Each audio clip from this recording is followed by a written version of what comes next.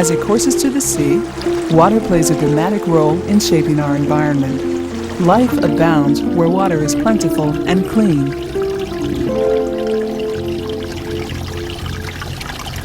It's the cocoa of the Aina.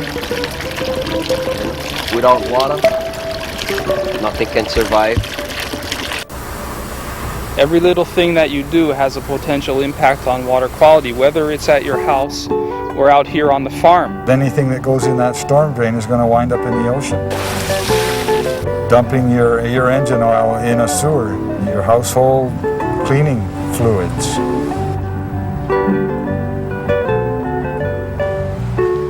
Clean water is important for a healthy ocean environment for people, animals, and plants. Beautiful Wailua Bay on the north shore of the island of Oahu. Surfers, swimmers, fishermen, people who live here, people who visit. Everyone enjoys these waters. But is the fresh water entering the ocean here causing problems in the nearshore water of these bays? The bay has been steadily degrading, and it is listed as a stressed estuary. There's ranching that drains into the bay, there's sugarcane culture, there's pineapple culture, and lots of small farms, plus the Schofield. Military training areas that also add to it. Sometimes it'll rain, the water will get dirty, and you'll find out that because of the runoffs from the river, the water gets really nasty. In fact, it's totally brown, where it's not even suitable to surf. There is a bad problem with erosion in the upper elevations, particularly above Wailua, toward Wahiwa, and everything that washes down into the streams ends up here in Kayaka Bay. Water flowing off the land will pick up sediment, nutrients, pesticides, and introduce species including bacteria commonly found in sewage. It picks up the runoff from our urban and agricultural activities that are part of our everyday life. I think one of the most important things is helping people to realize that there are problems in the community, in this watershed in Kayaka and Wailua, and that everybody has ownership to those problems. The water flows into Wailua and neighboring Kayaka Bay on the surface of the land and underground. We're kind of at the toe of a groundwater flow path. It's like water moving through big mazes of rocks and stuff. The water also flows into the bays in streams and man-made canals. It comes from as far away as Wahiwa Town and the Army post at Schofield Barracks. It flows through fields of pineapples, sugarcane, and other crops.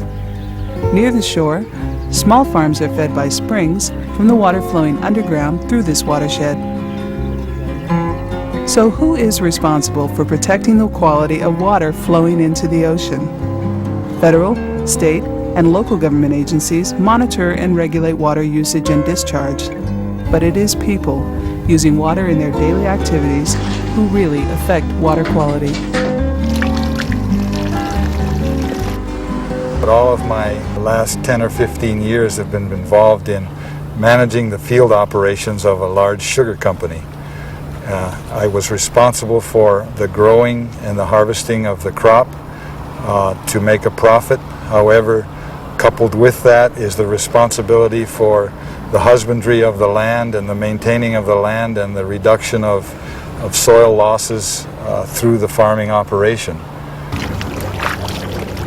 And then when we came into the picture, we saw a lot of potential for this place, not just for farming, for educational purposes, teaching some of our younger kids on this side of the island about taro. The important thing is not to grow as much taro as we can or make as much money as we can, but to have the place be productive, have it be friendly, have it be open, and have it be fun, and feel good about what we're doing. And we feel good about what we're doing when we know that we're doing it cleanly.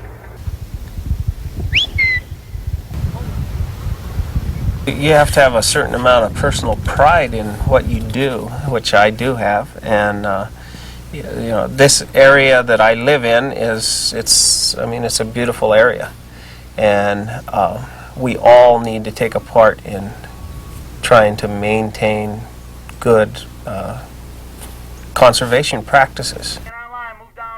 Schofield Barracks and East Range Army training areas are located in the Kaika-Wailua Bay watershed.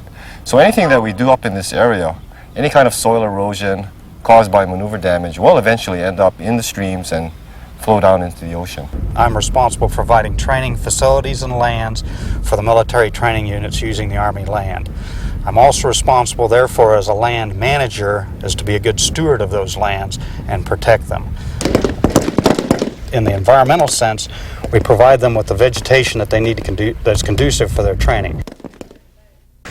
When I first moved on this post, there was a lot of talk of the water being contaminated and not drinkable, and a lot of people were getting bottled water. And so I had the water analyzed to make sure that it won't be harmful. Then I started thinking where these contaminants are coming from and really become aware where the water goes and how the water cycle works. My job here is to teach the children ocean awareness and also to make them aware that a lot of times the water is not going to be of good quality like you see it today. When you're living as we are right on the beach and you spend so much time in the water, you become more conscious of the environment. I don't want to be concerned when I go in the water that I'm dealing with water that has contaminated sediment or seaweed or fish. The West Oahu Soil and Water Conservation District saw a chance to bring water users together with government agencies, and the Kaika-Wailua Bay Hydrologic Unit Area Project was created. Our whole point was to come up with best management practices for all those different disciplines that would affect the quality of the water on the near shoreline. As we were starting to work on this farming project, we found out about the local advisory committee and the Kaika-Wailua Hydrologic Unit Area Project. And we liked the way the project was described in terms of its water quality goals, and we decided to get involved. The LAC is a good vehicle for people to get involved in who live in this area with the water quality that affects Kaika-Wailua Bay, but affects the whole island.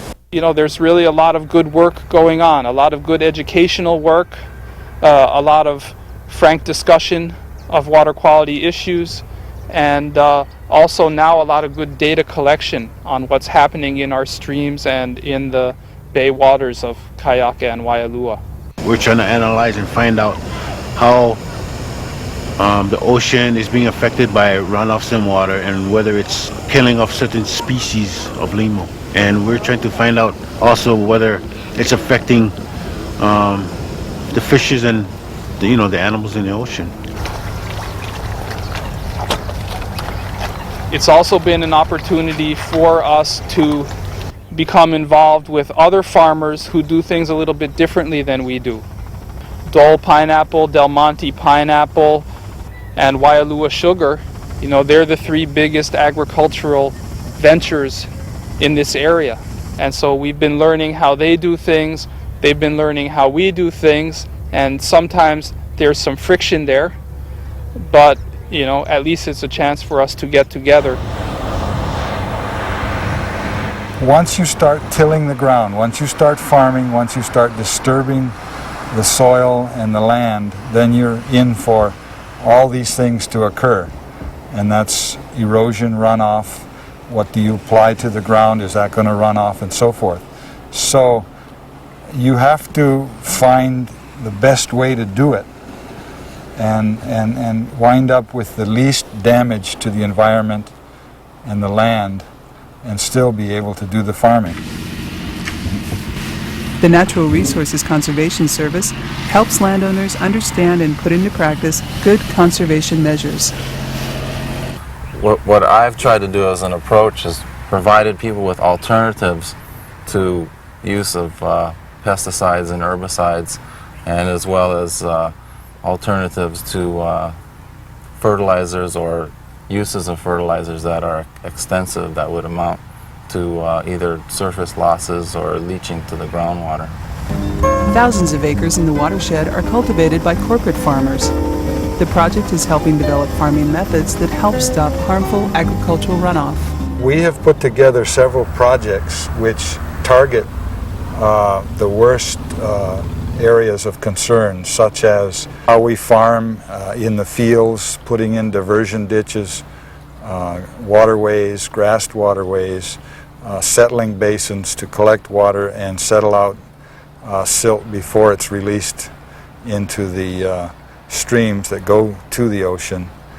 We use very little herbicides and so forth because we run goats along with our cattle, and we use the goats to control the small brush and weed problems and so forth, so that we don't have to use an abundance of herbicides.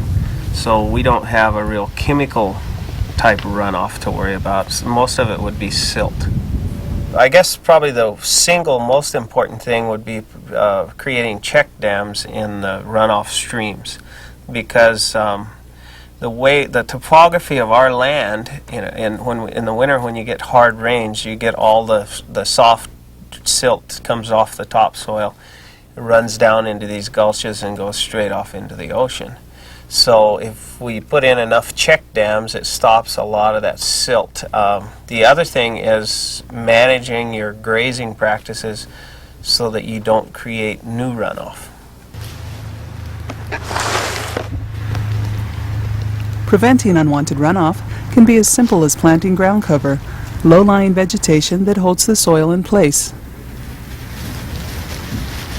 And that's what we're working on here in this demonstration. It's a ground cover demonstration project where we're trying to introduce people to the different types of ground covers, the grasses and the legumes, show them to them, let them see what they look like, as well as providing them with plant materials that they can grow in their own farm, on their yard, in commercial landscaping type of activities. Military training activities also have an impact on water quality. The other thing that we do too is if we find an area that's heavily impacted by training, being the training managers also, we will move that training and find another area that's not highly damaged. The environmental staff has to work very closely with the range control personnel. They are in effect the land managers for all Army ranges, in the state of Hawaii. They're out here every day. They're able to observe maneuver damage. They can report it to the environmental staff over at the Directorate of Public Works. We in turn would initiate projects or contracts to revegetate and restore the land.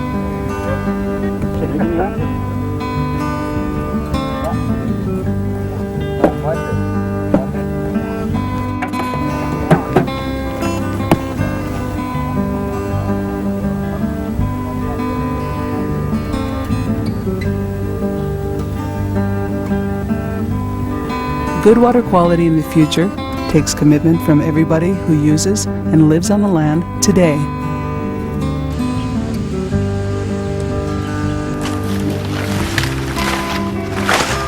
This is our survival. We get our food source from this aina, from this area, Pa'alakai. It's been good to us, and at the same time, we gotta be good to the land. We gotta malama, and if we no malama, we lose out. Nothing tastes good.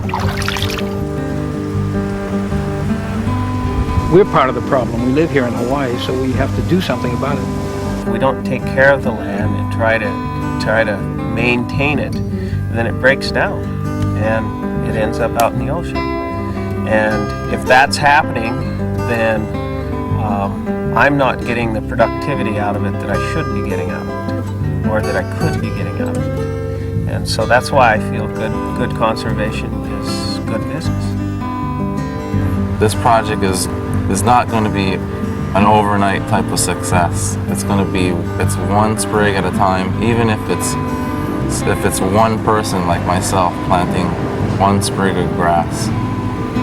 Well, that's the bottom line. You know, we go to meetings and we talk about it, and we go to class and we learn about it or teach about it, but the bottom line is really being able to do something about it in every phase of your life.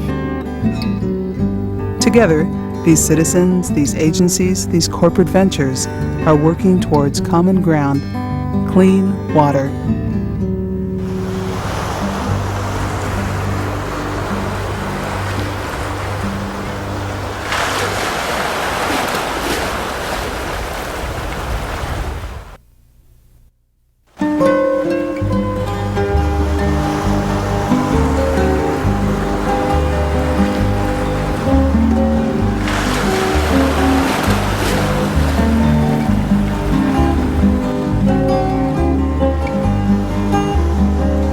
The video we've just been watching is about the Kaika-Wailua Bay Hydrological Unit, and it's about clean water. My name's Bob Lineau, and I'm here to discuss this video with you. With us also today we have Dr. Kimberly Clarke, who's with the Hawaii Organic Farmers Association, and also we have Rick Eveleth, who's an Assistant Director of the West Oahu Soil and Water Conservation District. Today we've had a chance to look at this video. The funding for this project is over in September 1996. We're going to take a look at the effect this project has had, and we're going to talk about perhaps some of the things that might happen in the future. You know, we haven't by any means found even all of the problems that we know are out there. We know there's more problems, and of the ones that we have found, we don't have all the solutions yet. But this area gives us an opportunity to study all of the different land use disciplines, from farming, big farming, small farming, ranching, military uses, and the urban city of Wahiawa. Best management practices are practices that are developed through study and engineering that allow the farmers and ranchers and military and so forth to do their thing and yet minimize the amount of pollution, be it soil runoff or chemicals that would go down the streams during, say, a large rain and end up in our bays, the Kawika and the Wailua bays. So the project area gives us all this opportunity to not only find out what the problems are, but try to solve them. And best management practices are what you come up with to try to reduce that pollution. We've thrown around the idea of non-point source pollution, and maybe Kimberly, you can help us with that one. Yes, Rick, thank you. There are 5 different types of non-point source pollution, the first of which is rubbish. All little kids know, don't be a litter bug. Alien species is becoming something we're more aware of now, with contamination from sewage runoff and animal manures washing into our streams. And also soil is something that we've been working a lot with in this project, soil conservation. Soil erosion is a natural process, but by man's disruption, like mentioned in the video, the more erosion takes place. There's also chemical and different types of nutrient as non-point source pollution as well. Chemical contamination can come from either agricultural uses or from home use. Thinking about having whiter whites might not always be the best thing. Maybe if you use a little bit less detergent, you can still have the same results. Nutrient is also a very important non-point source pollutant. There are different alternatives for nutrient application, from synthetic fertilizers to manures and compost. Traditional Hawaiian methods and organic farming are the alternatives that you can find a lot of these different elements that help to reduce non-point source pollution. But there's a lot of educational and awareness efforts that we put forth in the project, and maybe Bob, you can talk to us about that some. Well, the subject of non-point source pollution certainly is one of the educational areas. And educational component is one of the most successful aspects of the whole project. It happened in several different areas. The local advisory board that came together for a couple of years and talked was made up of a really broad and diverse mix of people. So there's a lot of exchange of ideas, and a lot of people got to meet each other that probably should know each other that wouldn't have otherwise known each other. Perhaps the most successful interface, though, was through some educational programs that Dr. Dan Janik put together. He got into the elementary schools and we designed a costume character, Apuakehau, who was a native Hawaiian fish, and he got some really basic things in there, like fish don't like to live in dirty water. Well, kids actually have to learn that. They may know that water is wet, but beyond that, you have to start teaching them some ethics. He also got educational programs going with Leeward Community College. They came in to the estuary and did some transects. They did diversity studies. And so we have some really nice baseline studies to find out if things are, in fact, going to get better in the future or perhaps worse. There were newsletters that went out to the community, and so it talked about some of the water cleanliness issues. Also, there were other educational components in that there were classes taught at the university where students came in and took a look at the hydrological unit and the water resources there. So education was really an important component. It's probably the most important component of the future. Is if we're going to have clean water, we're going to have to educate people. There are different alternatives for use of nutrients and for chemicals. Everything from agriculture to your home use. You can always think of alternative ways, perhaps, to lessen the impact on water that you use, so that the water that you take from the faucet is returned as clean as possible to the storm sewers and into our streams and whatnot. You know, waste streams is it's almost a concept. We all buy things and use things and metabolize some of it, but on the backside of people, we're always generating things. And I think we all need to take responsibility for the fact that some of that becomes or can become non-point source pollution. And if we become knowledgeable about it, maybe we can make it less. Rick, what are some examples you can think of non-point pollution or waste streams associated with the agricultural world? Well, Bob, let me give you a quick one in agriculture. We fertilize our crops with nitrogen, and you've heard the story about the nitrates getting into the groundwater. Well, if the plant can only use so many pounds of nitrogen per acre, and we put on more than that, where's it going to go? It's going to go down. So a best management practice is to gear your fertilizer application to be exactly what the plant needs and no more, and then apply it with the right timing and the right amount of water so that it just gets into the soil, it gets taken up by the roots, and you have no waste stream going out the bottom to the groundwater table. Terrific. Kimberly, what can you think of in terms of waste streams? Well, in organic farming, compost is a very important element. Most people, when they clean their yard, take all their green waste and put it out for the garbage men to take, and it ends up in our landfill, and it's being diverted now through the city and county efforts. But you can either have your own compost pile very simply in your backyard, or you can just leave your grass clippings on your lawn if you mow frequently, and that will help to conserve moisture and help also provide some nutrients. So synthetic fertilizer is not necessary. Compost is a really great way of adding nutrient and conserving water and reducing the waste stream that we all produce. So the educational component of this program or project, I think, was very, very positive. And the educational component very much is fed by experts that are in the various agencies. Rick, you know a lot about that. Yeah, Bob, we have 3 agencies that we want to talk about today. The West Oahu Soil and Water Conservation District, which is a group of elected and appointed directors who work with the farmers and make the link between the farmer and the Natural Resources Conservation Service. The Natural Resources Conservation Service is a federal agency where technical expertise is supplied.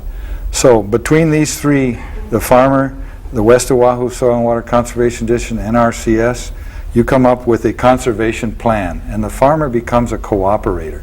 This is commitment. This is awareness of what they're doing to the land in their process of growing crops. CES is another one. CES is the Cooperative Extension Service, who goes out to help farmers also, and is very big in the educational field. And we definitely want to be aware of these 3 agencies that are helping us out, helping the farmers and helping the individuals out in what they do with that waste stream. Well, it's important that we have these resources, and as taxpayers, it's nice to know we have places to go to help with our environment. Aside from going to governmental agencies, I think there's lots of things that communities do. Do you know about some of the community interfaces, Kimberly? Yes, a little bit. A lot of nonprofit organizations are in place now. There's a Native Hawaiian Advisory Council and our organization, Hawaii Organic Farmers Association. There are many other nonprofits and community groups like neighborhood boards and whatnot that have projects going on looking at water quality. People can get involved. They take ownership of the problem. They actually make their own choices as to what to actually do and to participate and to contribute to the entire solution. So it's everyone's problem. We need to take ownership, and we need to all find our place so we can be active and benefit the future. Well, we do all participate, whether we want to or not, in the pollution part of it. And it is important for communities to buy in. Rick, do you have any ideas about where to get involved in the community? Well, I might mention one thing. The LAC, which is mentioned on the video, is ending, of course, in September. But a new committee is being formed, and it's just a committee of concerned citizens who can join together, and will probably meet once a month and come up with all kinds of new projects and things that we can do to help our environment and to reduce that pollution stream that's coming down. And when that committee gets fully organized and fully going, we will be putting out a lot of poop sheets to people to get involved. There's one. New organizations are starting, piggybacking onto existing things like Girl Scouts and Boy Scout projects. Karate clubs can go out and do good deeds. Surf clubs go out and do good deeds. The city and county has an Adopt a Stream program. The city and county also goes out into the classrooms and they talk about beach pickups. There's lots and lots of groups that have real constructive programs going that all lead to clean water. And there's kind of a synergy too. If you take on one good project, all of a sudden you're kind of thinking in the right direction. So that old saying about think globally and act locally probably is the key to this whole thing. Our waste streams are ubiquitous, and what we do about them is very important. Looking to the future, if people want to get involved in clean water, which we all should, the Cooperative Extension Service is a good place to go, and we have a phone number for you. It's 956-7138. Again, the Cooperative Extension Service phone number, which is out of the University of Hawaii, is 956-7138.